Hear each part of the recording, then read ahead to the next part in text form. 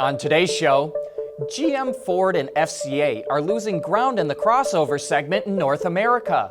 UPS teams up with a California startup to test electric delivery trucks, and a look at how well or how poorly some vehicles hold their value after they're discontinued. All that and more coming right up on Autoline Daily.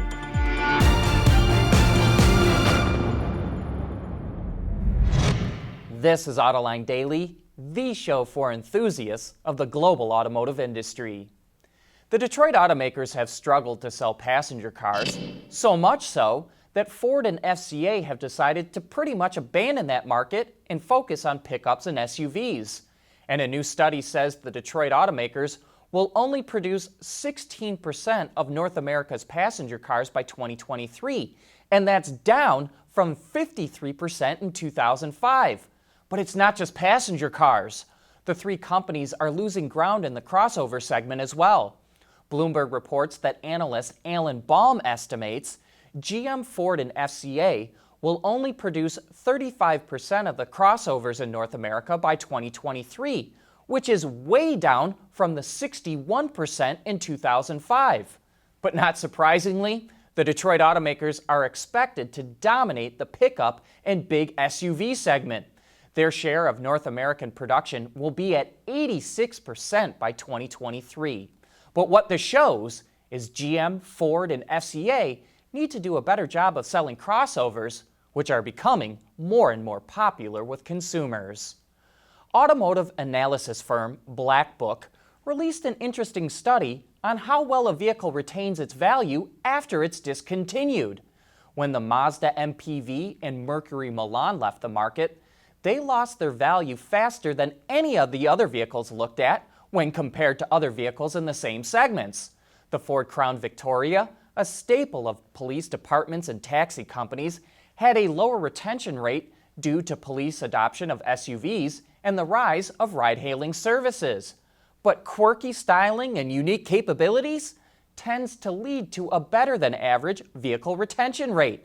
The body-on-frame Nissan Xterra, the military-inspired Hummer, and the retro-styled Toyota FJ Cruiser all retain value at higher rates than other vehicles in their class.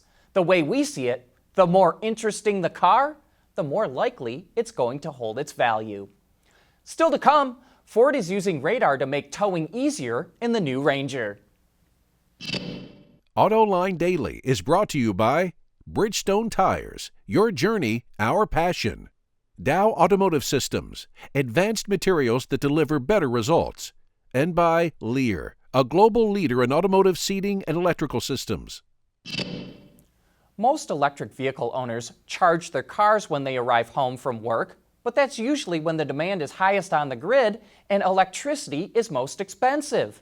That's why Honda has created a new app for Fit EV owners that allows them to charge when demand is low and the availability of renewable energy is high.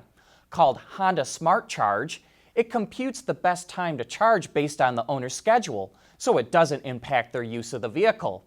It's currently only available for Apple devices for select Fit EV customers in California, but the company says it plans to expand to other areas in the near future and that it's looking to apply it to the Clarity electric and plug-in hybrid models as well.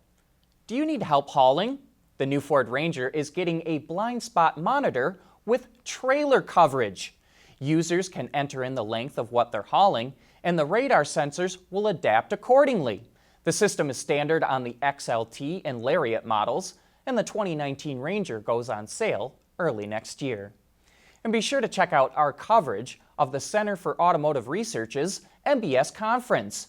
John is talking to the experts about new technology trends and the issues the auto industry faces. Look for those interviews throughout the week on our website, Autoline.tv. And coming up next, Tesla is going to invest big bucks for its new factory in China. Lear Connexus is the new application suite in vehicle connectivity designed to deliver over-the-air software updates and more from Lear Corporation's E-Systems, leaders in power and data management. Hey, we've got a number of stories related to electric vehicles today. Tesla received approval in early July to build a new factory in Shanghai, China, but at the time did not reveal how much it was going to cost the company. Well, now we know. Bloomberg reports that Tesla will invest $5 billion in the new facility. The company had $2.7 billion in cash at the end of the first quarter, and it's been burning through that cash to get production of the Model 3 up to speed. So Tesla is considering raising funds from local Chinese partners as a way to help pay for the factory. And the shift of production to China is likely to become more common the longer the country and the U.S. continue their trade dispute. Volkswagen CEO Herbert Diess doesn't want to be dependent on a few Asian manufacturers for EV batteries and says the company is considering making its own battery cells.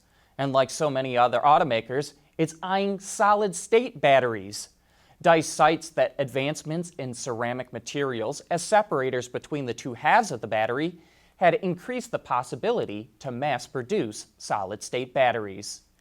And UPS announced it has teamed up with Thor Trucks to test an electric Class 6 delivery truck in California. The vehicle features a Thor-designed and built battery that yields about 100 miles of driving range. UPS will use the electric truck as part of its fleet for 6 months, and if the test goes well, UPS may purchase additional trucks from Thor. But that brings us to the end of today's report. Thank you for watching, and we'll be right back at it again tomorrow.